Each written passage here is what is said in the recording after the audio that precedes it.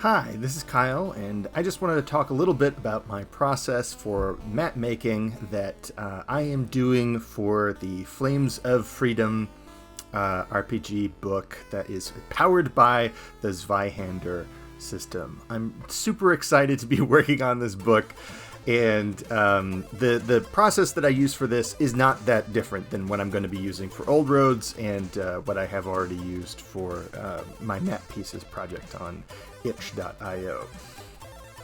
So first things first, I love working physical. I think that was pretty clear, but I will print out these very faint cyan grids, isometric grids, on cardstock or Bristol board, whatever I happen to have.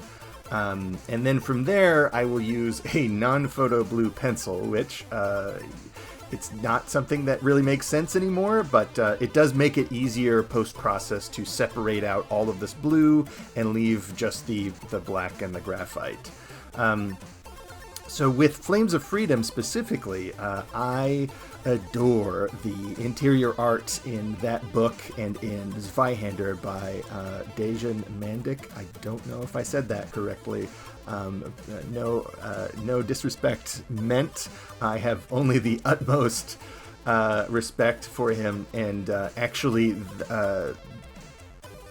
that's why I wanted to use pencil for these maps, is because I love the graphite look that Dejan has, and when I found out that my maps were going to be like in the same book as this wonderful artist, I was like, man, I really have to make sure that this stands up. I really have to make sure that it looks like the beautiful character portraits and monster portraits that he's drawn. It looks like they could just walk on over into my maps. So it was a high threshold to hit.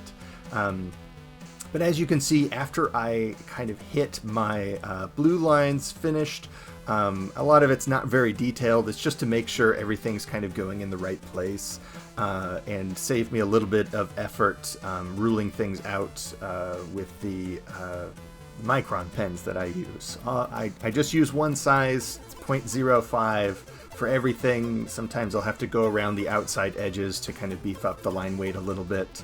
I have another like fill brush pen that I'll use to kind of like fill in the dark lines in along the edges and walls and stuff like that, just to make sure that value reads really nicely. I love drawing these potbelly stoves and like looking up like how old doorknobs and chests looked like in the 18th century. It's one of the big joys of working on Flames of Freedom, is a chance to research and be curious about a different time in history. And it also needs to be believable. It needs to read as a specific reference, and I don't want any glaring anachronisms in there. The nice thing about working in Isometric is you can just use a template for all of your ellipses to make sure they look nice and crisp. So I don't like to use those templates and stencils or rulers for that matter for the micron pen. I don't like how that looks. I would rather kind of have a little bit of waver and tooth in it. And once all the micron is done, then you just layer in some pencil. Again, this is just to make sure that kind of has the look of the rest of the art in the book. You can get a lot of interesting surfaces and textures by kind of like mixing up hatching, mixing up pressure and rendering and things like that. It's a real fun way to experiment, and I really like working in pencil. It's just oftentimes you really can't do that if you want finished looking line work. And that's it. That's done.